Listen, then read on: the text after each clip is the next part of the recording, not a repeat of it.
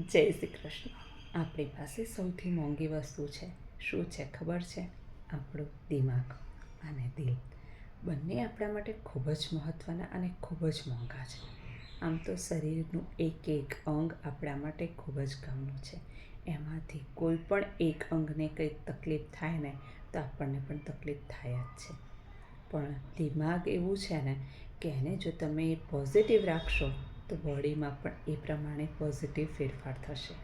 અને તો જો તમે એને નેગેટિવમાં નાખ્યો તે પ્રમાણે તમારી બોડીમાં પણ નેગેટિવ ફેરફાર થશે. અને તમારા દિલને પણ હેલ્ધી રાખવા માટે હંમેશા તમારે પોઝિટિવ વિચારતા રહેવાનું છે, તો તમારું દિલ પણ એટલું હેલ્ધી રહેશે. જેટલા તમે હસતા રહેશો, ખુશ રહેશો ને તો તમારા દિલ પર એની અસર સારી પડશે. અને હંમેશા તમે રડતા રહેશો, દુઃખી રહેશો ને તો તમારા માઇન્ડ ઉપર, તમારા દિલ ઉપર, તમારા બોડી પાર્ટ્સ ઉપર પણ એની અસર રહે છે. તો આજ પછી આપણે એક વસ્તુ ના કરી શકીએ કે આપણે હંમેશા પોઝિટિવ ના વિચારી શકીએ? તમે શું એક દિવસ એવો ટ્રાય ના કરી જુઓ કે આજે આખો દિવસ તમે નેગેટિવ જ વિચારો છો અને પછી જુઓ છો કે તમને કેવા નેગેટિવ વાઇબ્સ મળે છે.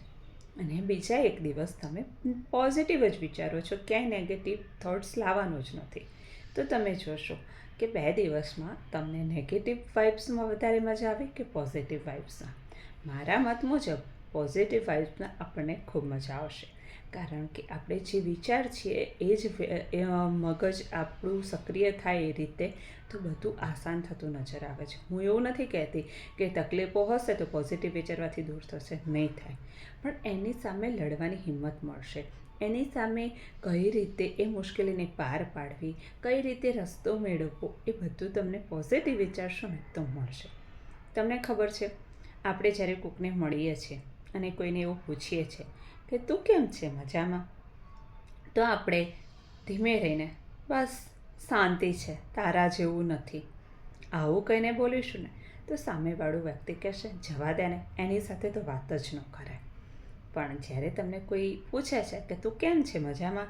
હા હા મજામાં, તું કેમ છે? મારે તો મોજ છે, તારે મોજ છે, એવું કહેશું તો સામેવાળું વ્યક્તિ એમ વિચારશે કે આ વ્યક્તિ કેટલું બધું તકલીફોમાં છે, કેટલી બધી મુશ્કેલીઓ સામે લડી રહ્યું છે, છતાંય આટલું હસીને અને મોજમાં રહે છે, તો મારે તો કોઈ તકલીફ જ નથી, તો હું કેમ મોજમાં ના રહું?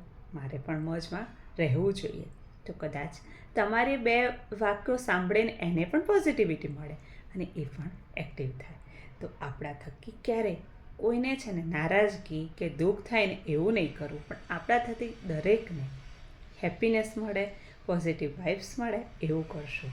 અને જો તમને વાત સાચી લાગી હોય તો એક દિવસ પોઝિટિવ વિચારવાનું ટ્રાય કરી જોજો. તમારું માઇન્ડ પોઝિટિવ વિચાર સાથે કામ કરે છે કે નેગેટિવ વિચાર સાથે? જો તમને સારું લાગ્યું હોય તો તમારા જીવનમાં આ વાતને એપ્લાય કરી શકો છો. જય શ્રી કૃષ્ણ.